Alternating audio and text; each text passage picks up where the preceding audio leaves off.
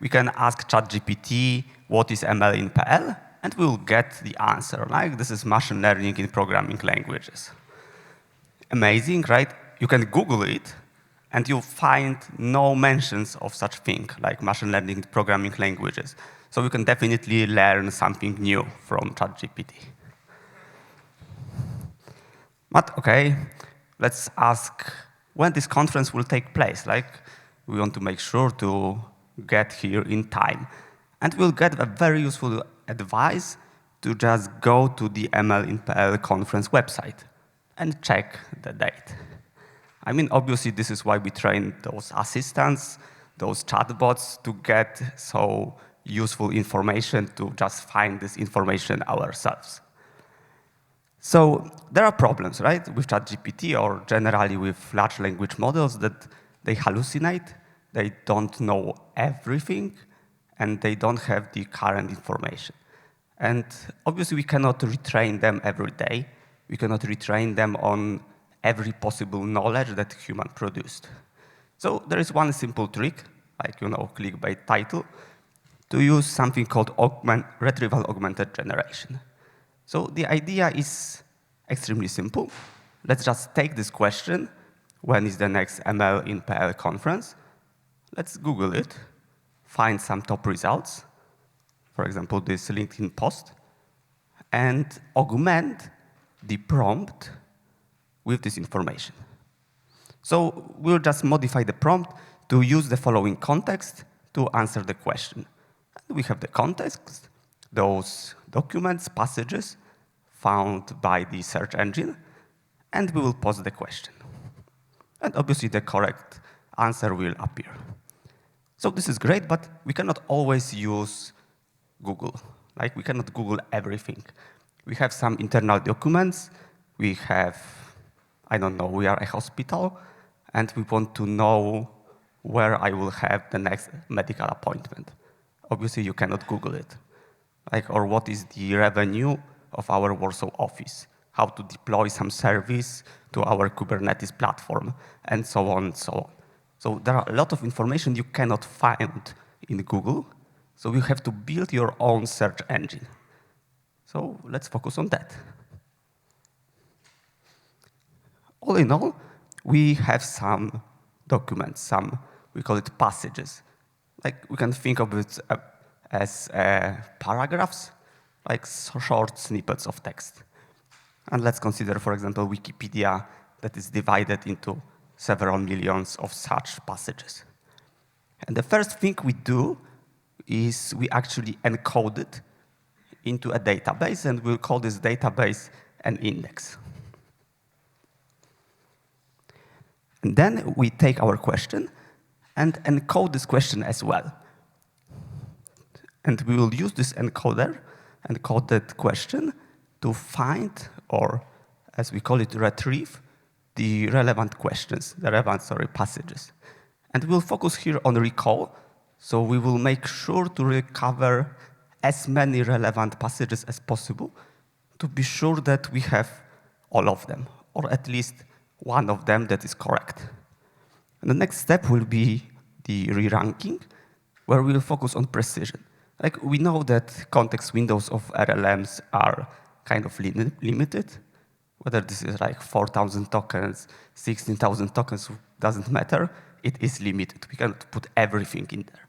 So we first retrieve a lot of documents, and then we use more powerful, but also slower, more expensive model to select a subset of those passages to focus more on precision. So let's start with the retrieval. There are two approaches to do this. The first one, like, historically, we just used keywords. Like, you all know Solar, Elasticsearch, or something like this. You just look at the keywords in a question, you look at the keywords in all your documents, and you just choose the one with the highest overlap. The second one, I would say more sexy, is to encode all your questions or your documents into a shared embedding space, with neural networks. And obviously, we will talk more about the second approach, the semantic approach, hence the title of the presentation. And actually, to train an encoder to do something like this, it's pretty simple, really. We just take the question, encode it with a BERT model or something similar, get the representation, get the embedding, then encode the correct passage, the relevant passage, the positive passage. Again, pass it through the same encoder, usually, get the representation. And if we have those two representations, we can calculate the similarity between them, and then just apply the the cross entropy to train such model with either positive or negative pairs. So from the modeling perspective, it's extremely simple, like there is now no magic in here. But the problem lies in the data set. Like we have somehow find those positive pairs, the question and the correct passage, the passage which contains the answer. And this is not a trivial task. Historically, for Polish, we had only one dataset created in 2013. It used the special property of Wikipedia. On the main page of Wikipedia, the editors promote new articles with this box, czy wiesz, or did you know, where they ask the questions about some new articles. And you can obviously crawl those and get the question answering dataset of questions and articles. But like questions and articles are not really useful that much because articles are really long. So we are most interested in those passages. And sadly, the authors annotated only 250 of such examples. So as you can imagine, it's not much. Years later, in 2020, where we are creating the KLEJ benchmark, we annotated additional 1,000 examples just to make a better evaluation benchmark. But again, it's 1,000 examples, it's not much. Like you cannot train a neural network on this. And the first revolution in question answering for Polish came in 2021, where there was a first question answering task on the PolEval competition. And the task was to create the end-to-end question answering system. And the authors of this task provided 6,000 questions together with the answers, but no passages. They decided that we can use any means, any tools necessary just to create this QA system. And the questions were like trivia questions. Like, who is the hero in Tomb Raider video game series? It's Lara Croft. Or is calcium a metal? Yes or no? So the next year, we decided to extend this data set with the relevant passages. So for each question, we decided to found the passage that will contain the answer. And we named this dataset Polka from Polish question answering. And we followed two approaches to do this. Like the finding the correct passages is not a trivial task. So the first, we call it standard approach, was to hire human annotators and ask them to use any means necessary to find those correct passages. Like look at the question, find some keywords, Google it, use Wikipedia search, use your own knowledge, whatever. Just give us up to 5 passages. And the second approach, more efficient one, was to take the question, use either semantic or lexical search to find some candidate passages, and only ask human annotators to rate whether they are relevant or not. We also extended the dataset a little bit and went from 6,000 to 7,000 questions. And overall, we gathered around 40,000 positive pairs and 50,000 negative pairs. And we trained 2 semantic search models on datasets coming from these 2 approaches, the standard and the efficient approach. And obviously, as you might imagine, the efficient approach was more efficient.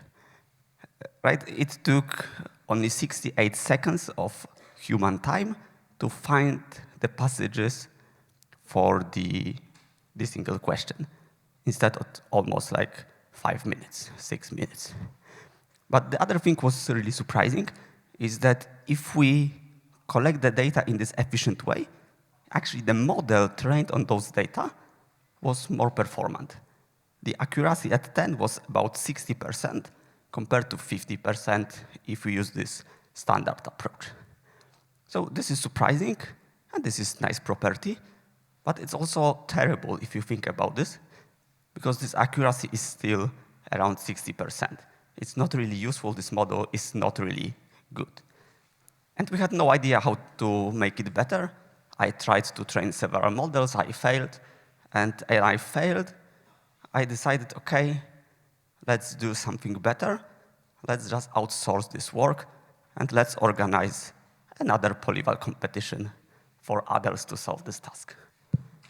So this time, it wasn't a QA task. It was only passage retrieval task. And we used Polka as a train set. And we also created 3 test sets, Polka, so these trivia questions. We also created some customer support FAQ questions, so something like, can I change my username? And some legal questions like, how many budgets does a city with a county rights have? And it was to promote building the systems that are cross-domain, that then work with different domains, not only those trivia questions. And we kind of failed. I mean, it was a great success. 7 teams participated. Actually, the winner of this PolEval competition sitting right there. Congrats, Kuba.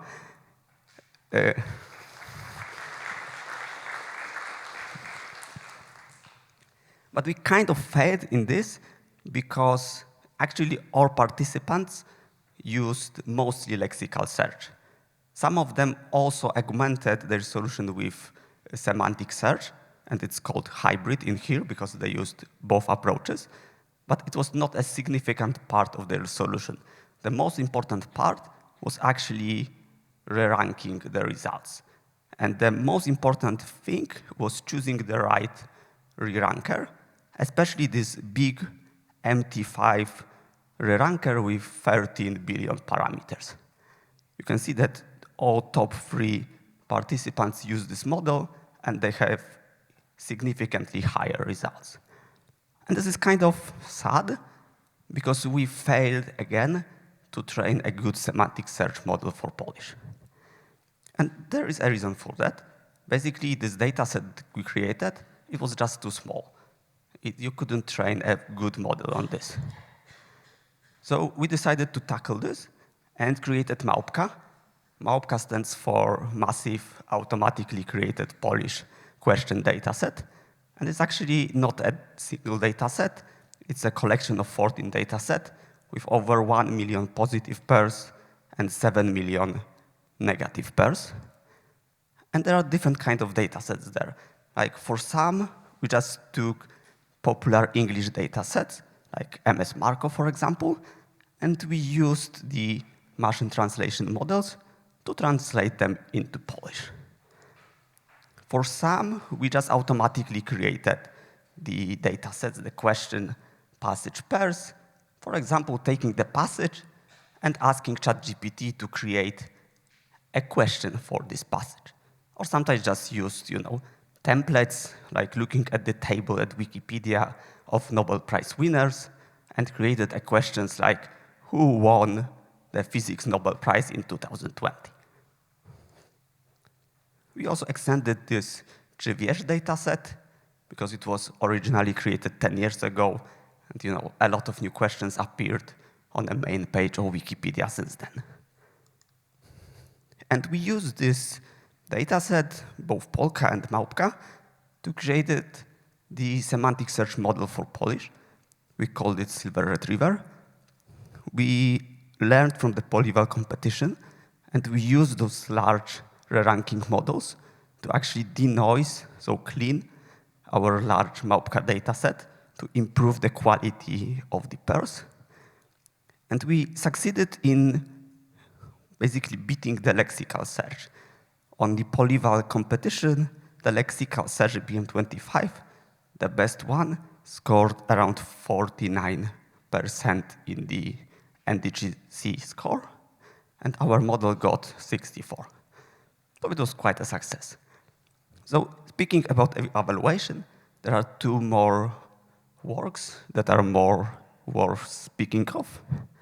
The first one is BER.pl, and this is work created by Konrad Wojtasik and the team, and they took the very popular BER benchmark that was created originally for English and machine translated it into Polish. It consisted of 13 datasets. They evaluated 9 models for Polish, and most importantly, they created probably the first open-source ranking models for Polish. Also, a few months later, Sławomir Dadas created a large Polish information retrieval benchmark. It consists of 41 datasets, both PolEval, BER.pl, Małpka, and also they crawled several QA Polish websites to create a comprehensive benchmark to evaluate many different aspects of information retrieval for Polish. And they evaluated 29 models, both Polish ones and multilingual ones.